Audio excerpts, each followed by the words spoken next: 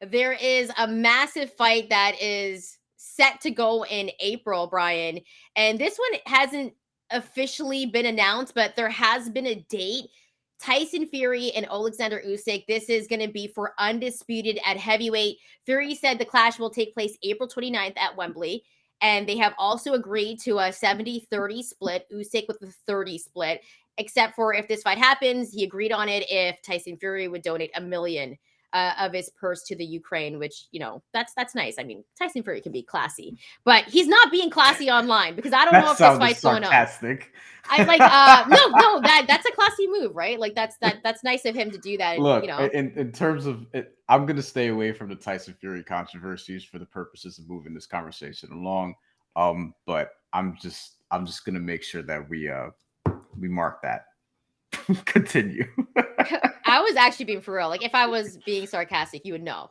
But yeah, I think that's a classy way to do it. That's why Usyk was like, yeah, let's do it. But there's a little bit of still negotiating going on because I believe Tyson Fury doesn't want the rematch clause.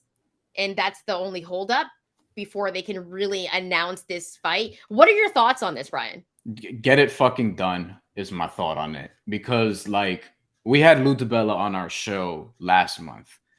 And on the many things he ranted about as far as boxing is going on now, this being one of them, not in terms of this fight, but just guys promoting a fight by just going back and forth, and supposedly trying to drum up interest when it actually just wears people out and it's annoying. And I've already found myself, as much as I want this fight, I found myself annoyed with just the back and forth and, one guy's belly, the other guy's a middleweight.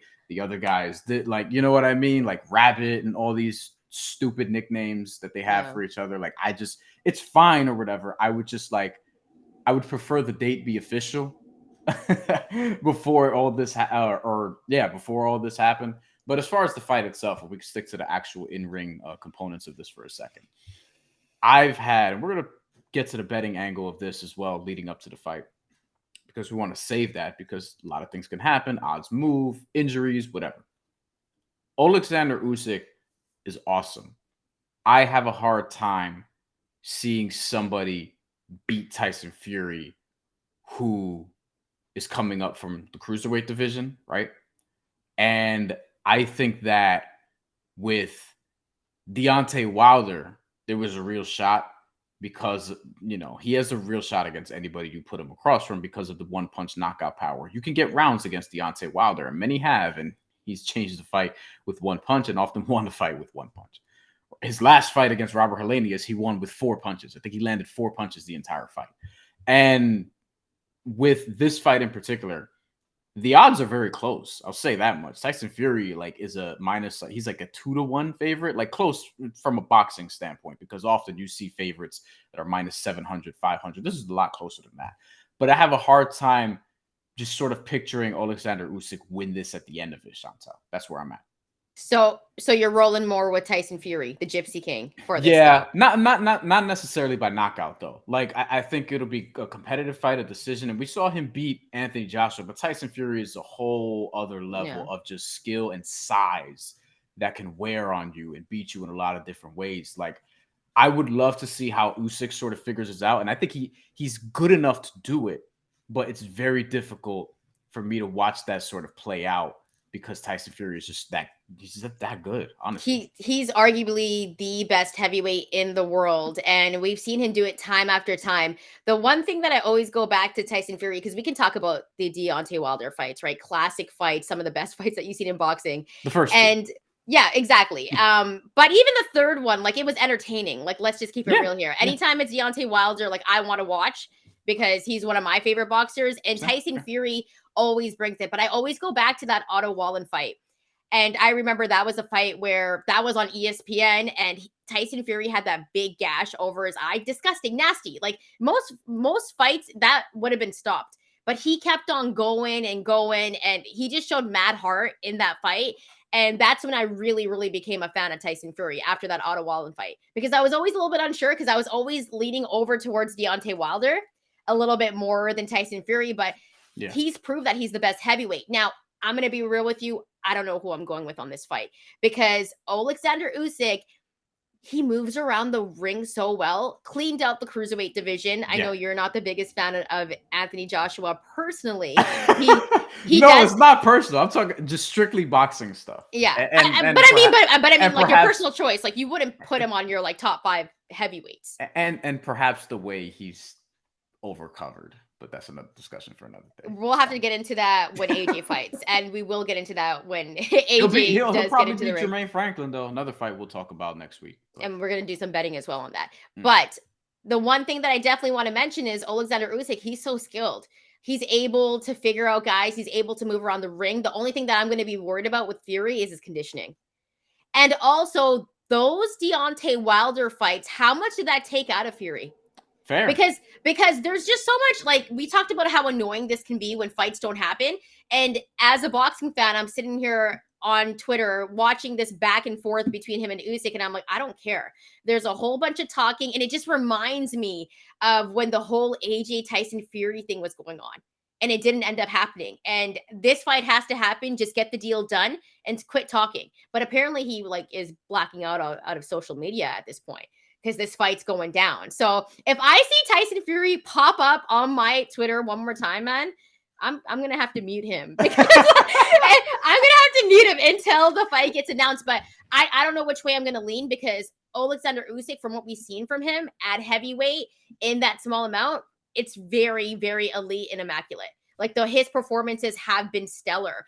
And I'm just like, Tyson Fury getting older, took a lot out of him going up against Deontay Wilder, and Usyk is so skilled. Fury has skill as well. It's a really good matchup. I don't know which way I'm going to go, and I'm really interested, Bryan, when we do the betting portion of this, how the line is and how the line's going to move and change, and who people are going to put money on just before the fight comes in. Like, that's going to be the most exciting thing about this fight.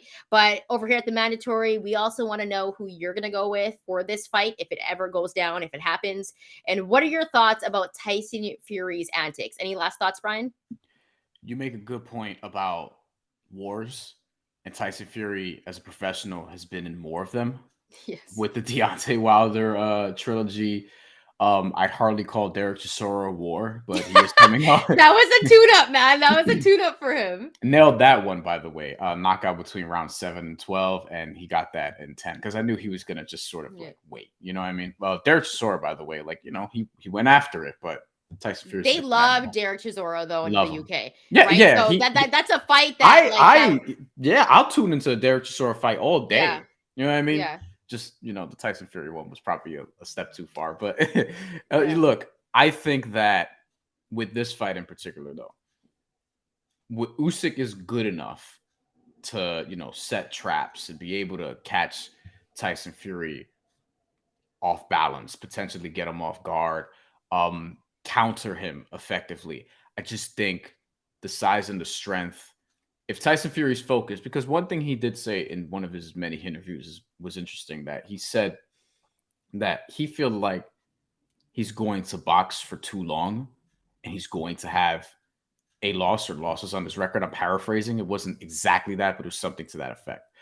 And I'm not sure it's going to be Usyk, but at some point, yeah, like someone's going to beat most of these guys that we talk about. Somebody's going to beat them, right? How many guys actually retire undefeated? But the reason why we have so many dudes walking around with undefeated records is because they're not fucking fighting each other. So these two fight each other, someone's going to catch an L. And I think with Tyson Fury, though, like somebody's going to, I think Oleksandr Usyk may lose, but also may lay the blueprint for somebody else to come around. Don't know who that is, but for somebody else to come around and actually execute it, who has more physical gifts, so to speak. Well, see, the physicality that you just mentioned, like AJ is just as big. I mean, look at him physically. Anthony Joshua compared to Oleksandr Usyk, like Usyk is the smaller man. So you know what I'm going to say, though. Okay, yeah, I see. That's what I mean. I'm just saying, though. So I just think the fact that the way Usyk moves around the ring, how skilled he is, he's all like, this guy is, he does what he does so well in the ring with the skills that he has and the assets and the way that he figures out his opponent, right? Like it's no surprise. Like I know the cruiserweight division isn't what it is in boxing, but he did clean it out. And then he went and he beat Anthony No, he's Joshua legit. He's super twice. legit. He's super So legit. By the way, I think this will be a close fight. I'm not saying that he's gonna whoop. I don't know who's gonna win. I think Tyson Fury has to knock him out, and that hasn't happened yet. I think in order for Tyson Fury to win, he has to knock him out, because if it goes to the cards, I'm giving it to Usyk. Well, one, I'm going to see how that fight plays out first. But two, like I think it's going to be like, I think we're going to be looking at a 115, 113, 116. Like it's going to be close. It's going to be split decision, yo. Yeah, it's going to be split decision. So we get majority. we get the second fight. It has to. And I hope that's the case, because then that's probably best case scenario for boxing media, fans, content creators. Not in the same boat. They're all in different boats, but that's another story for another day. But yeah, I'm very hopeful that one, it officially comes together, because there's that part of it that as we're recording this still has to play out as well. But I think it's going to be a great fight in a month where we're going to get some fucking bangers in April. Oh my God. So I can't wait. I can't wait for that. April's definitely busy, but here on the Mandatory, we also want to know your thoughts. So let us know who you got for Tyson Fury and Oleksandr Usyk, and how you think this fight is going to finish. Do you see Fury getting the knockout? Do you see Oleksandr Usyk just tearing it up on the cards? And do you actually think this might be a split decision, so they give us that second fight? Because in boxing, sometimes things are sus, and sometimes I think things are rigged. So that's a thing that we can get into at another time. I've seen too many robberies in broad daylight, Brian. We're going to get into that another time. We should do like a robbery list. We're going to do that on the Mandatory for you at one point. But if you haven't already liked the button, make sure you like the video, hit that subscribe button. Also follow us on our social media channels. It helps the show grow. And if you have time, leave a rate and review. You can find us on any streaming platform, Apple Podcasts, Spotify. We're there. So definitely come and kick it with us as well. If you're trying to listen to us, maybe in your car while you're at the gym, we're pretty much rocking with you throughout the way. But we're going to definitely have some more betting for you for these fights later on. And thanks so much for rocking with us, and we'll see you again soon.